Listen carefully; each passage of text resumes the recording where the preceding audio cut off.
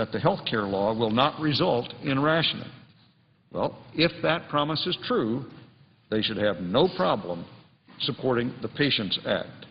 I urge my colleagues to join us in co-sponsoring this important legislation. Mr. President, I note the absence of a quorum. Clerk will call the roll. Mr. Cochran.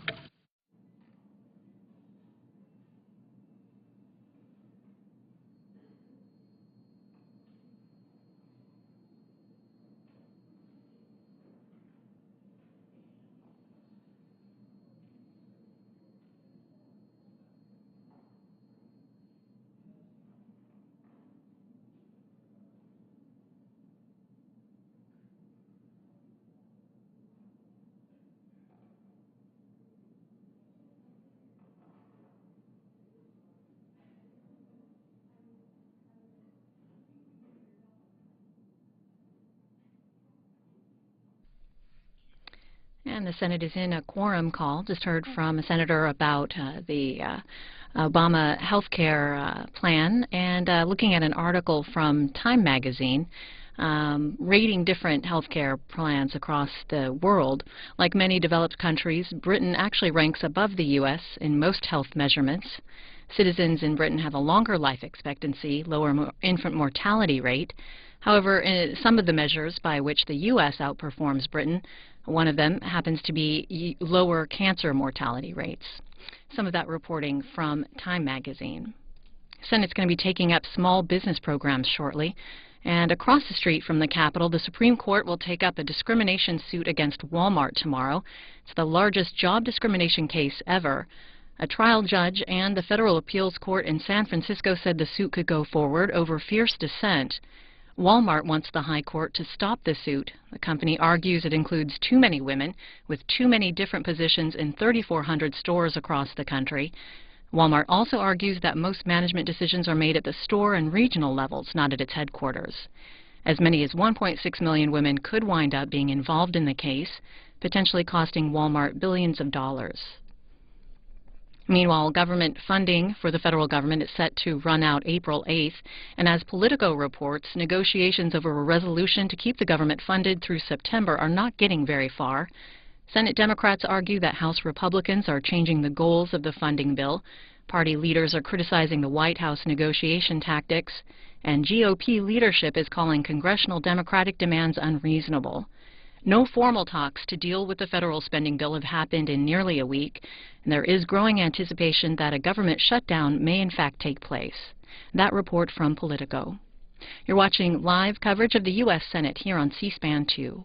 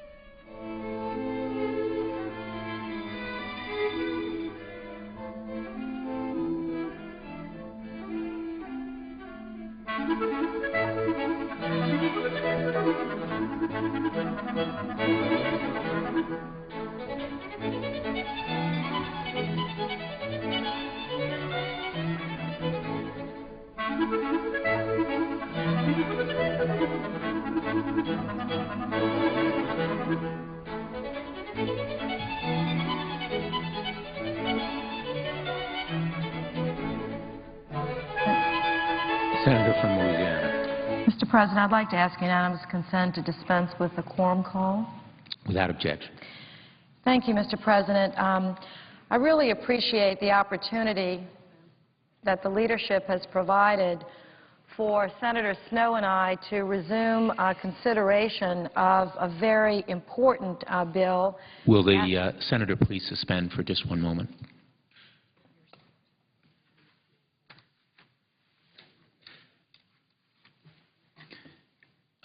The morning business is closed. Under the previous order, the Senate will resume consideration of Senate 493, which the clerk will report. Calendar number 17, S-493, a bill to reauthorize and improve the SBIR and STTR programs and for other purposes. I apologize to the Senator from Louisiana.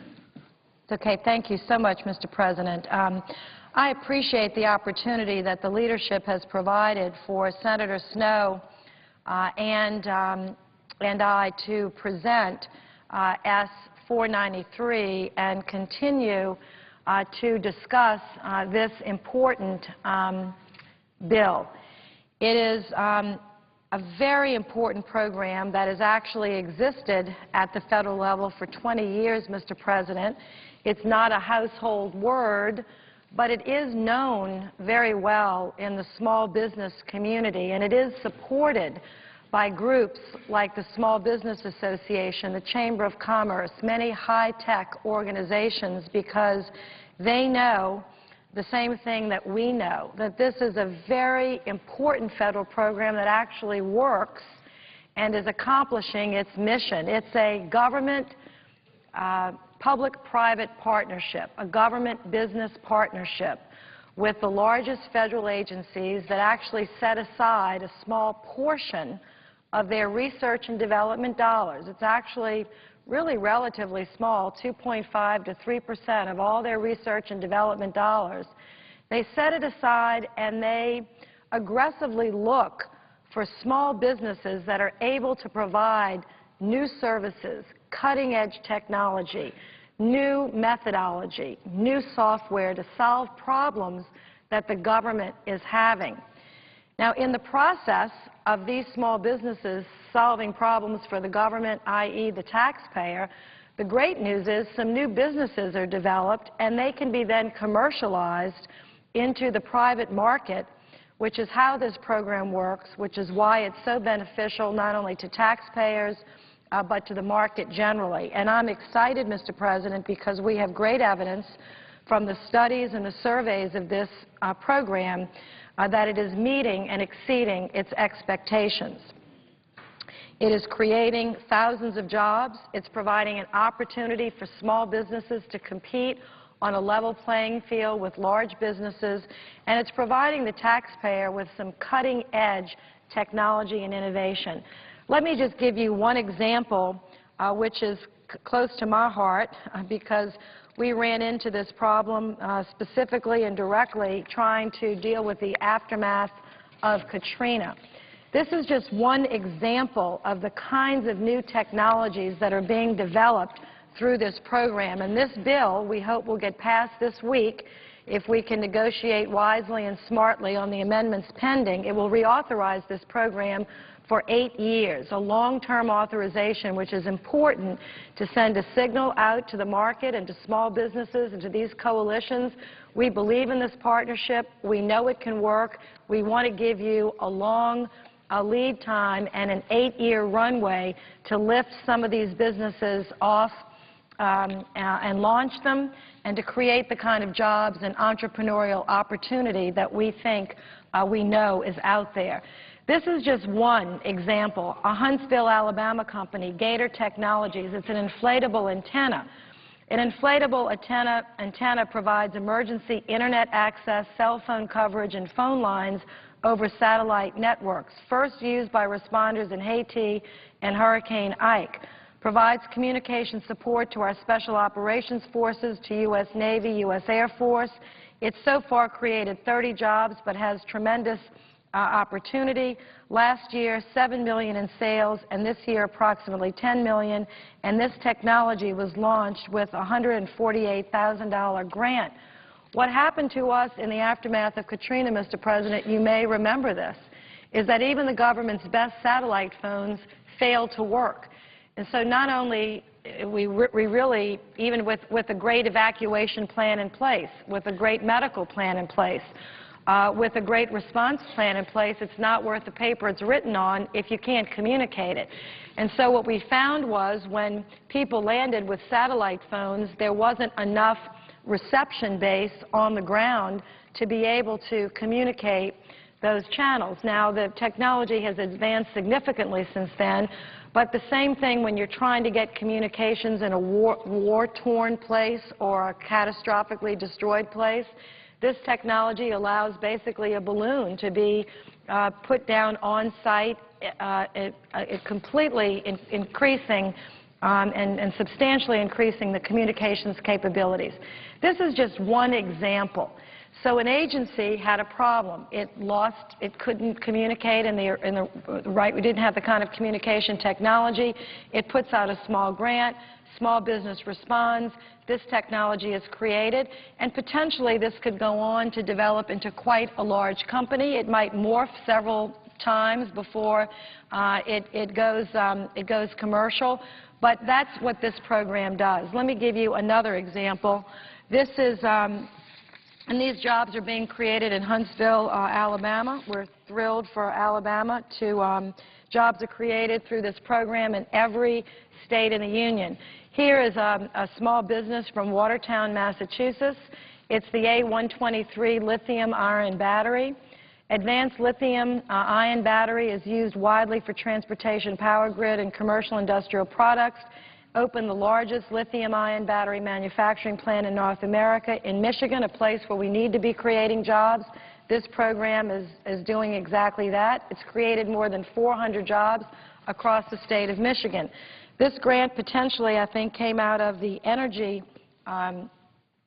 Department. It was initially, the technology initially developed at MIT, but the road to commercial success was paved in 2002 when this company was awarded a $100,000 Small Business Innovation Research Grant. So this successfully leveraged this SBIR grant to take this lab and its product to the market. It employs, now it is upgraded, it employs more than 2,000 people globally and has facilities around the world. So this is creating jobs for America, new technology for America, but, Mr. President, the world is benefiting from this. In fact, Senator Snowe has joined me on the floor, and she will remember when we had a testimony from our consultant, Dr. Wesserman, testified that actually as the chief overseer of this program, or reviewer, I should say, of this program, he has been asked to speak in many different countries about the success of this program. So while people are trying to eliminate government programs that aren't working, let's make sure that this week in the Senate we take the opportunity to reauthorize programs that are and that are creating jobs at home and serving as a model for entrepreneurship development all over the world. And I see Senator Snowe on the floor, so I'm going to just wrap up my opening remarks. But I do want to just review just briefly, as I said, this program was designed in 1982 to harness the innovative capacity of America's small businesses to meet the needs of our federal agencies. Senator Warren Ruttman from New Hampshire had a great part to play as a lead sponsor of this bill. To date, the SBIR, which is Small Business Innovation Research and Small Business Technology Transfer Program, has produced more than 85,000 patents and generated tens of thousands of well-paying jobs across all 50 states. In addition to, we're creating jobs overseas that are a benefit to America as well. This is a good return on the investment that we make for our economy, and as I said, it's garnered high praise from well-respected sources and governments around the world. It is an 8-year authorization. In this bill, we update the award sizes, which have not been changed since 1994. Phase 1 awards will be increased from $100,000 to $150,000. Phase 2 from $750 to $1 million. And we adopted the House measure that allows the SBA to update these award guidelines annually instead of every 5 years. We also put certain amounts of caps on some of the awards to make sure that as many businesses as possible got access to these awards if merited. And again, this is all merit-based. This is not a formula that's distributed based on applications. These are merit-based awards based on the quality of the application, based on the promise of the technology, and based on the level of need the agency has for this kind of new technology. As I said, it creates a federal-state technology partnership programs.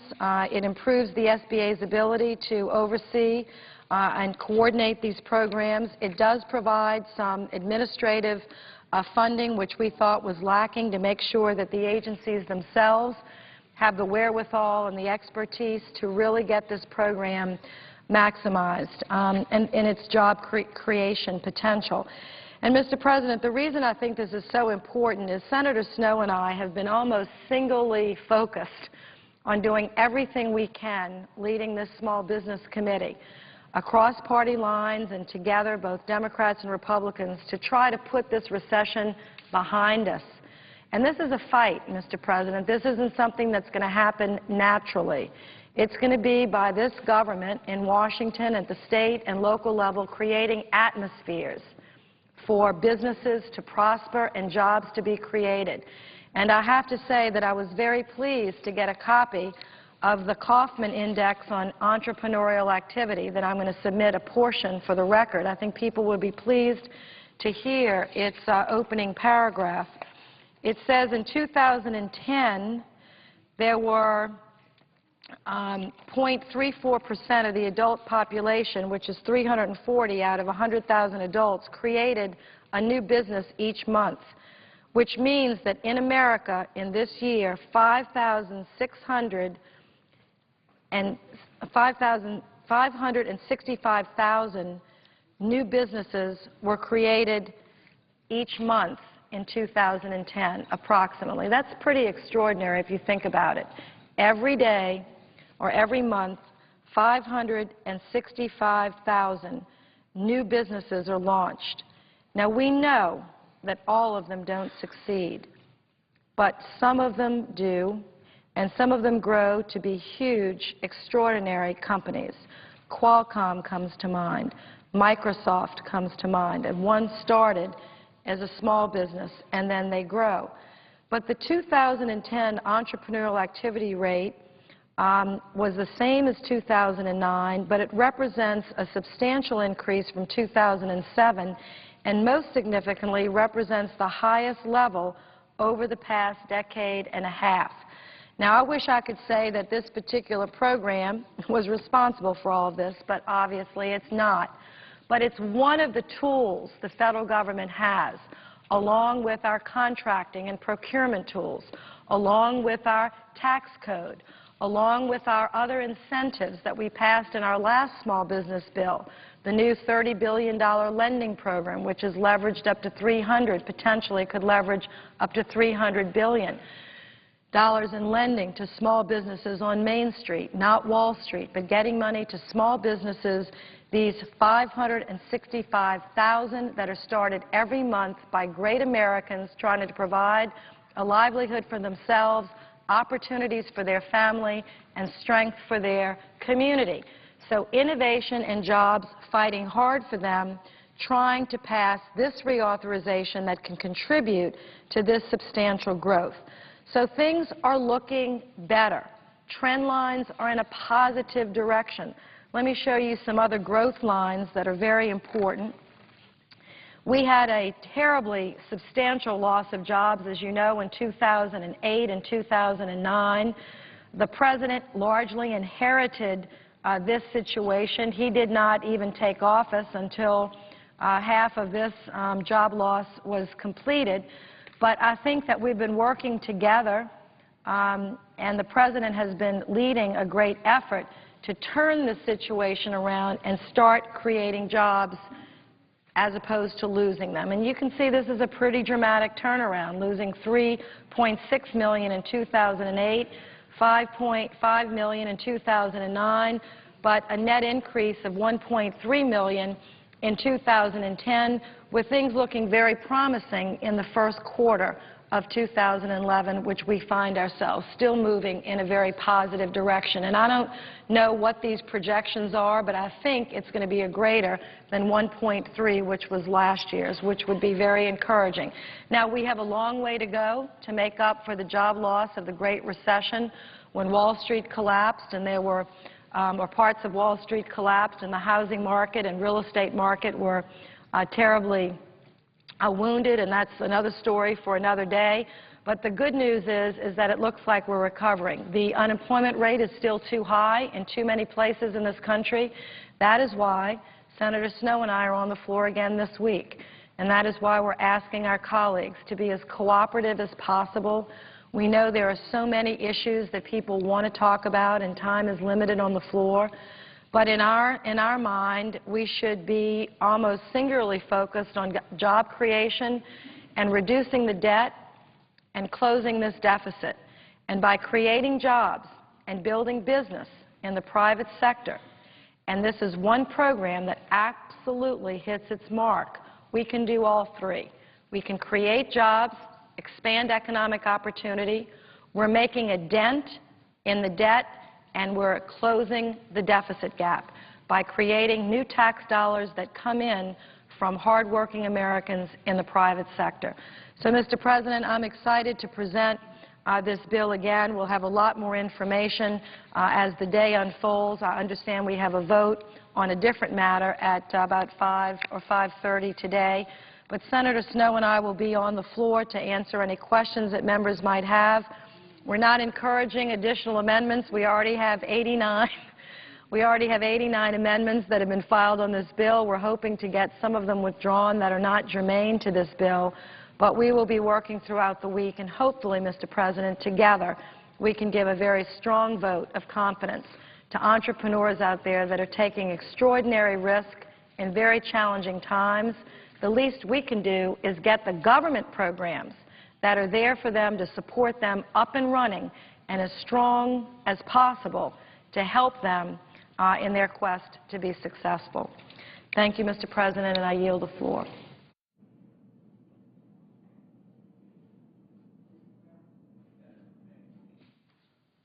Thank you, Mr. President, and I'm very pleased to join the chair of the Small Business Committee to address the pending legislation before the Senate that's so essential to helping to revitalize our economy, and most especially the small business sector that is central to our job creation abilities in this country. And the two bills that are pending before the Senate are extremely important to the ability of small businesses to be engaged in innovation and advancements in our economy and in the businesses in which they're in. It helps to assist in the technology and the entrepreneurial spirit that's so essential for America, that has obviously been an innovative nation throughout its history. So the two pending programs before the Senate are very crucial. I hope, like the chair, that we will be able to get to a point to consider the remaining amendments that the senators may have to offer, so that we can move quickly and expeditiously to vote on the two bills so that they can move forward and ultimately become law. After all, they've had a long-standing history, most specifically with the SBIR program, which regarding innovative research that has been in law since 1982, because it has been extremely worthwhile and beneficial. It's been the subject of numerous reports, essentially because it's been able to produce jobs and innovation that has advanced this nation. In fact, there are two assessments, one by the National Academy of Sciences and another report from the Information Technology and Innovation Foundation, both underscoring the imperative of reauthorizing these programs, but also demonstrating their essential value to our nation's economy.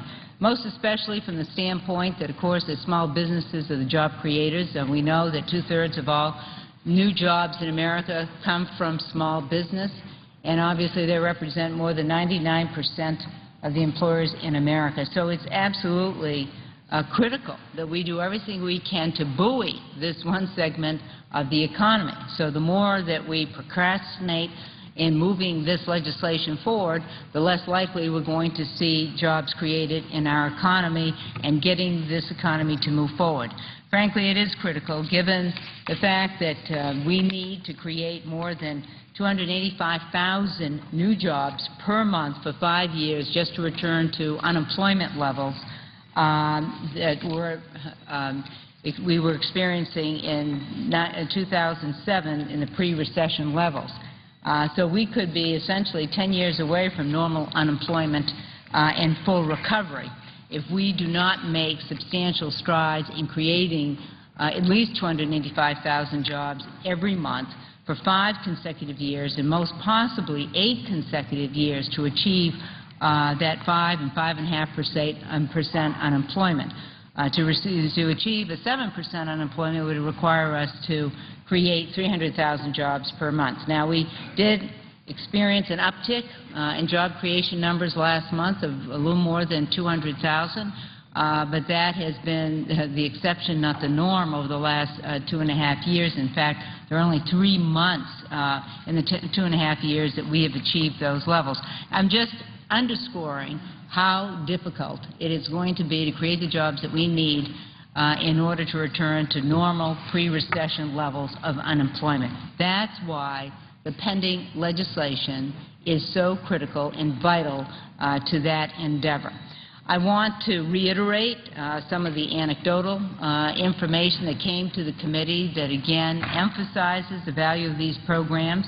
Roland Tibbetts, the father of the SBIR program, sums it up, its purpose, most vividly when he said that SBIR addresses a paradox at the heart of innovation funding. Capital is always short until the test results are in. At the idea stage and even the early development stage, the risks are too great for all but a few investors. But innovations can't get beyond that stage without funding, end quote. So SBIR provides the funding for promising small firms with critical research and development funding within 11 critical agencies within the federal government to perform the necessary testing, assess the validity of an idea, and subsequently commercialize the product. As we know, small businesses are looking for the kinds of initiatives that can give them, provide the catalyst for creating that innovation. It's all about taking risks. And risk means investments, and there are few opportunities in America now with respect to having access to venture capital. The programs before us represent just that.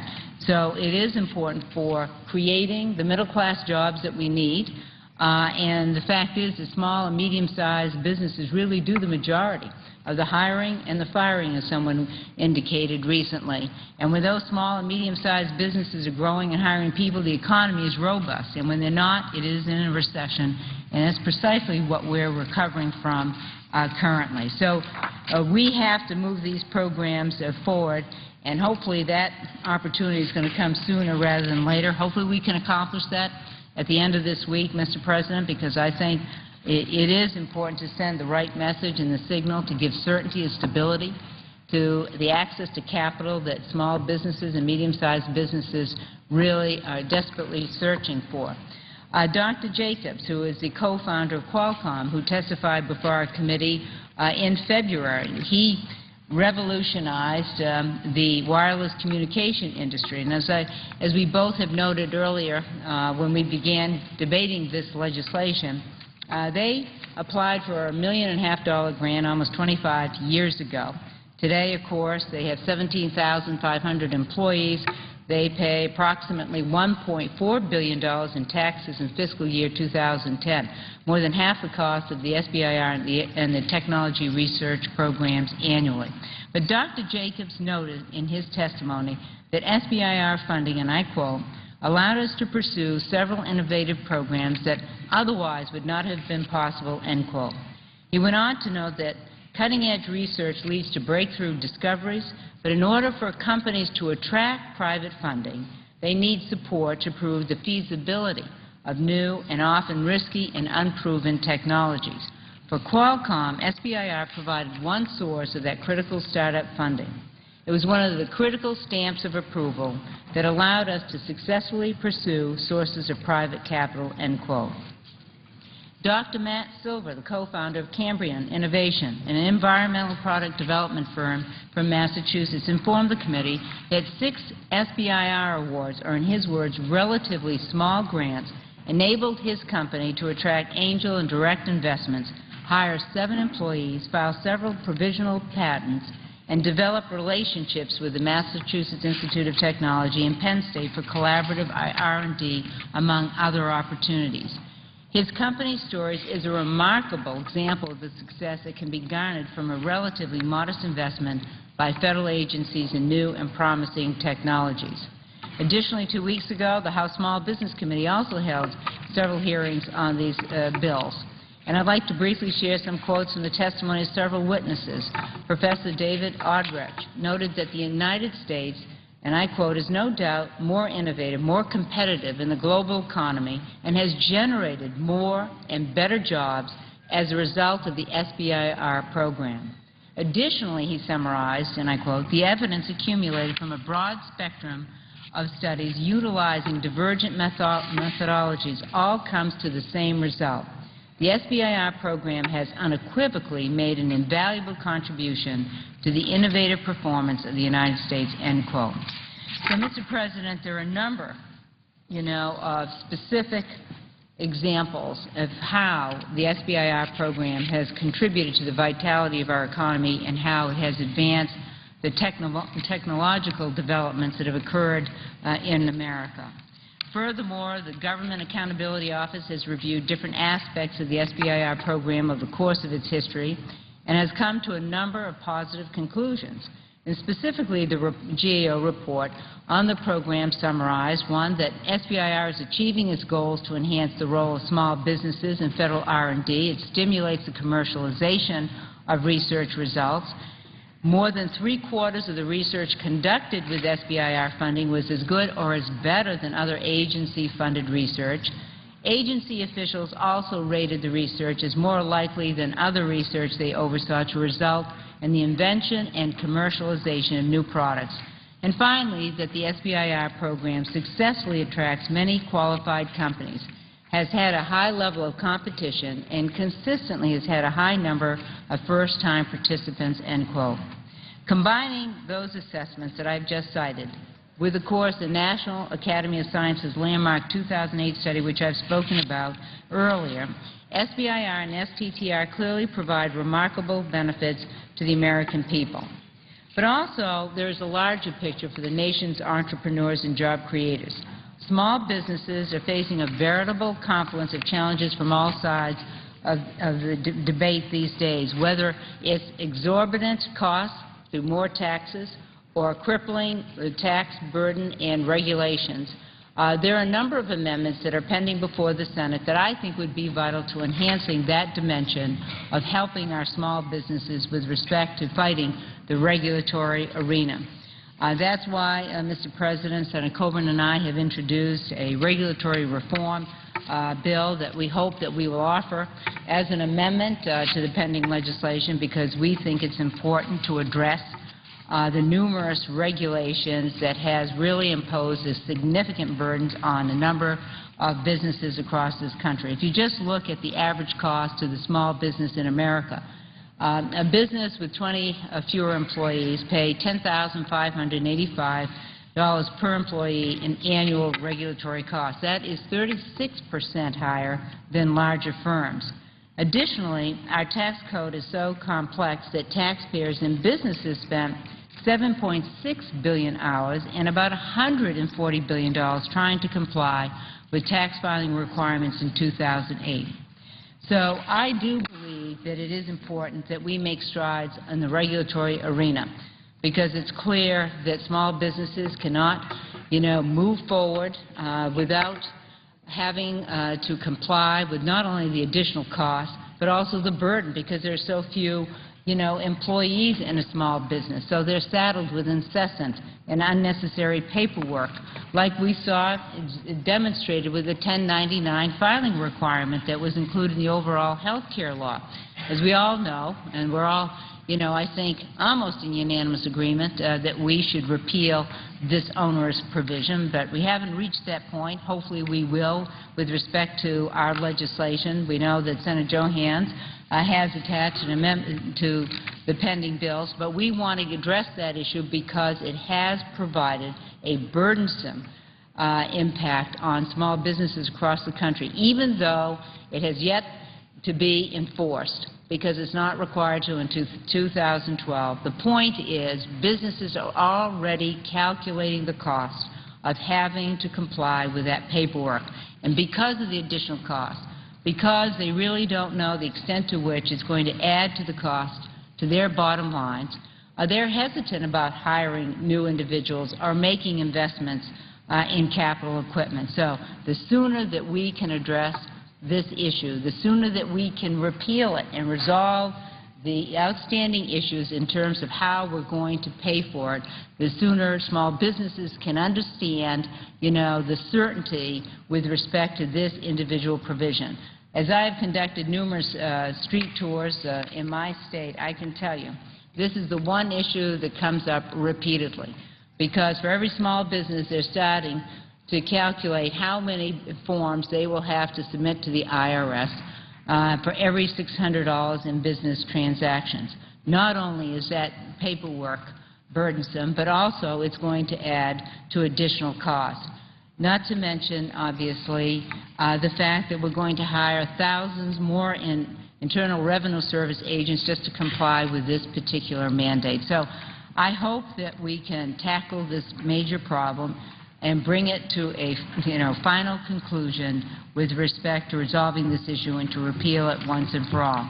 It's regrettable that it's taken so much time to get to this point. I know that we've worked mightily to address this issue, but clearly it's not sustainable for small businesses. And so I am, hopefully that we can move forward with this effort to repeal this provision and this requirement that clearly will represent, I think, a major step forward in understanding the dimensions of the burdens that small businesses are facing in today's environment. So, Mr. President, as I share with my colleague, the chair of the Small Business Committee, I hope that we can proceed to passing this legislation, and I would urge members to come to the floor if they have amendments to begin to address those issues so that we can advance this legislation at the conclusion of this week, because I do think it's in the best interest of the small business community, but it's more importantly, it's also in the best interest of our nation's economy, given the fact that we have to create jobs, and that obviously is not happening to the degree that people deserve in this country. There are a number of agencies that will be part of the scope of this legislation that will be setting aside their research and development dollars that play a critical role in innovation. It doesn't require additional funding.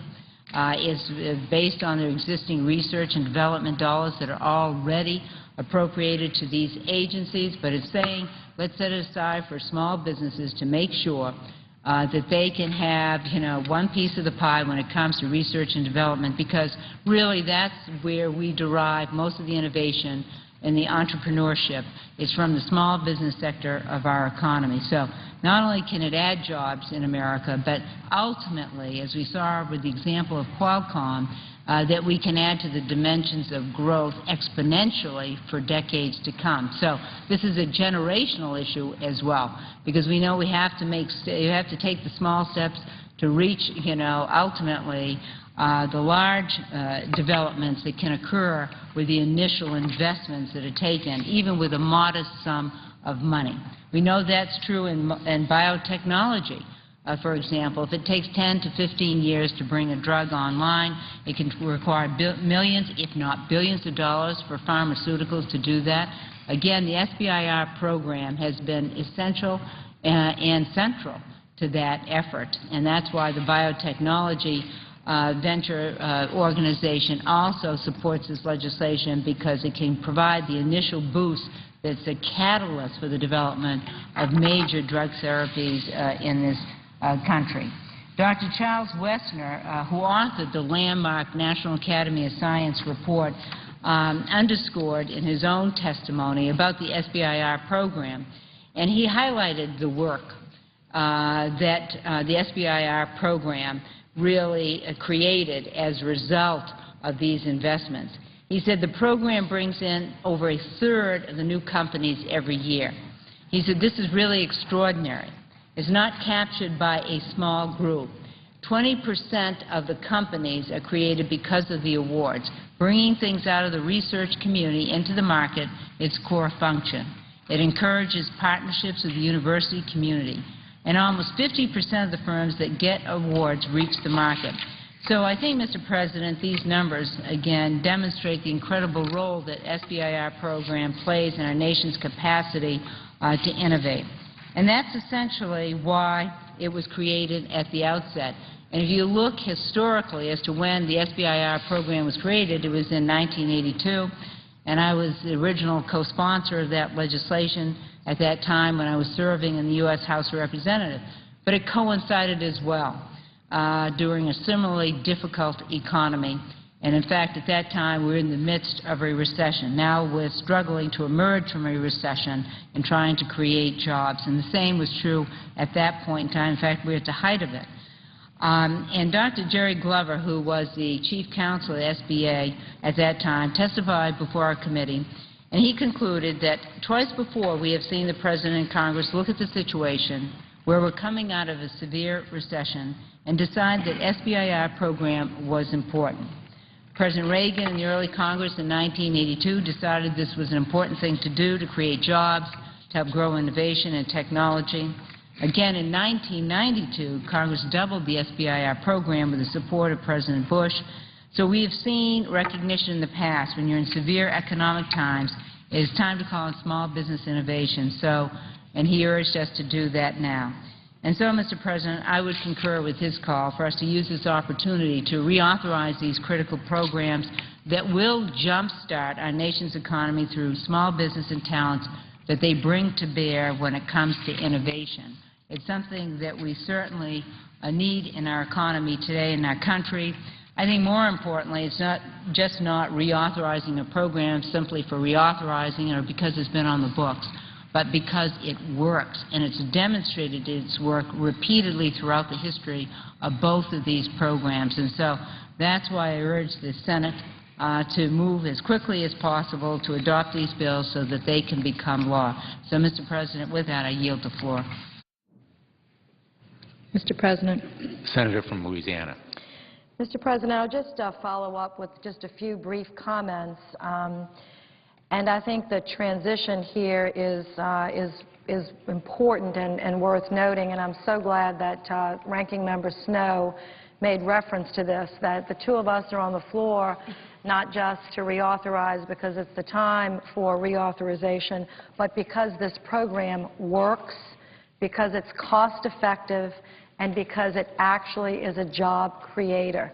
And it creates jobs in the private sector, not necessarily the public sector, although there's some public sector jobs associated with that are crucial and important, people in the agencies working on identifying this new technology.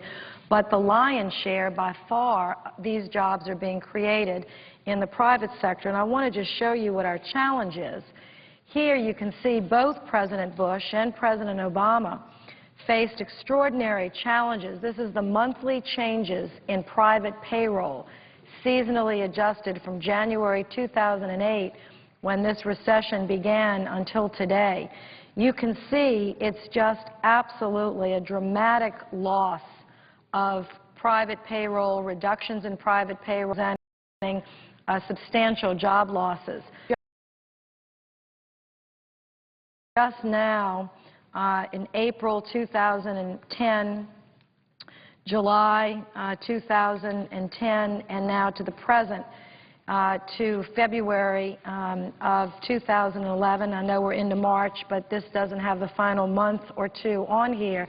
you can see that we're making tremendous progress in turning this around. Again, this is the monthly change in private payroll. This represents the teeth of the Great Recession that caught so many businesses off guard, large and small. And there are many reasons why this, recession happened and the collapse of our financial markets, but that's not the subject of this debate. What is the subject of this debate is how do we get out of it? How do we create jobs in the private sector? And Senator Snowe and I are proud to have brought several bills to this floor, this one being the latest, that we believe can contribute to the increase in private payroll. And I just want to be clear, because many of our colleagues have been challenging, and I think appropriately, why can't we eliminate some government programs? Why do we have to keep them all? Senator Snowe and I have jointly recommended the elimination of two relatively small, but we've recommended the elimination of two programs within the SBA, and we'll be reviewing just this week with the administrator of the SBA the efficiency of their whole budget, and if we can find other places and other programs to eliminate that aren't hitting their marks, that aren't meeting their goals, we are committed to work together to do that. But this program, we have reshaped, we have modified, and we have improved, and we are strongly and passionately recommending its reauthorization for 8 years. We have together reviewed 9 studies of the National Research Council, studies by the Government Accountability Office, to help guide our committee in the drafting of this bill. And we have included many additional policy goals and some former goals, and an appropriate interest to balance. We wanted to improve the diversity of the programs geographically and otherwise so that more states and more individuals could participate. We also wanted to maintain a fair playing field so true small businesses could continue to compete for this very small but important percentage of overall R&D. We wanted to encourage exploration of high-risk, cutting-edge research. As Dr. Charles Wessner, who was the lead assessment advisor on this program, said, if every program that you give money to is working, or every business that you're awarding grants to works, you're not running your program correctly, Senators, because this is a high-risk, early funding where it is the most difficult funding for these businesses to receive. Now, obviously, Mr. President, once they show promise, there are any number of investors and capital out there looking right now for good investments, particularly right here in the United States of America. So at a certain point, at a certain level, with certain proven technologies, there's enough venture capital out there to take these programs to the next level. But what's not there right now is that first dollar, that early $150,000 grant that says, we think you have something of promise, go ahead and try it. They try it for a year or two, they come back, they can get another $150,000 up to $1.5 million, and then eventually it either collapses because it wasn't what people thought, and that money is lost. But the great news is, collectively, cumulatively, this program makes money for the taxpayer, not loses money. Although not every grant is successful, we wouldn't want that. This is a fairly high-risk, early form of capital, but it's a smart use of taxpayer dollars, and that's why Senator Snowe and I enthusiastically recommend it. It has been supported by every president. President Reagan was supportive, President Bush was supportive, President Clinton has been supportive, and now President Obama has signaled his support as well.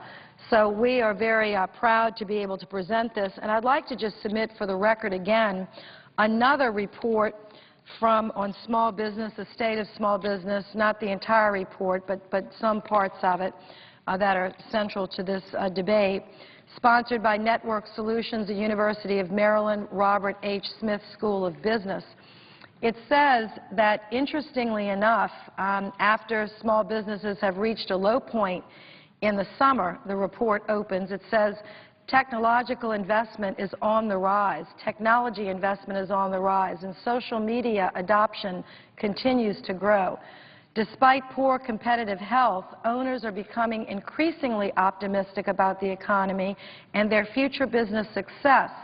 Significantly, over a quarter of small businesses surveyed, they've been taking this survey since the recession started, a quarter plan to add staff in 2011.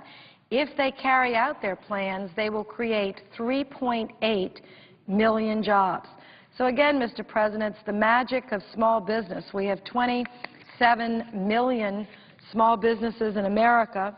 If every one of them obviously created just one additional job, that would be 27 million more jobs, and we could use it. That's not going to happen. But if every one just created one, so if a portion of them add one job to their bottom line, we know they can have an impact. And it's programs like this. It's getting capital at their local bank. It's being able to access credit from credit cards that have reasonable charges and transparent charges, which I'm proud to have been part of helping. And it's also getting access for new technologies to find a friend at the federal government to step up and help them to grow their business. So we strongly recommend this program, and I'm going to yield the floor for this time. We do have several amendments that are pending and have to organize those votes sometime this week. We have over 89 amendments that have been filed, but we're really hoping that some of the members, if they don't feel like they have to offer those amendments, would withdraw them. So some of them are not germane to this bill. We'd like to keep this bill very focused on small business. I do want to join Senator Snowe in support of the repeal of 1099, which is represented by the Johanns amendment, and Senator Menendez may have a perfecting amendment to that, I understand, and I look forward to working with Senator Johanns and Senator Menendez to get that regulatory burden lifted off of the backs of small business. It doesn't go into effect until 2012, but small businesses around the country are quite alarmed, as they should be, in my view, that that additional paperwork would be required. So there's fairly across-the-board support on both sides of the aisle for that repeal, and I hope that we can get that done sometime this week as well, either specifically attached to this bill or parallel to this effort, because it's a very important effort for small businesses to get that 1099 requirement, a new requirement, repealed, as well as getting this bill passed. And, Mr. President, with that, I'll yield the floor.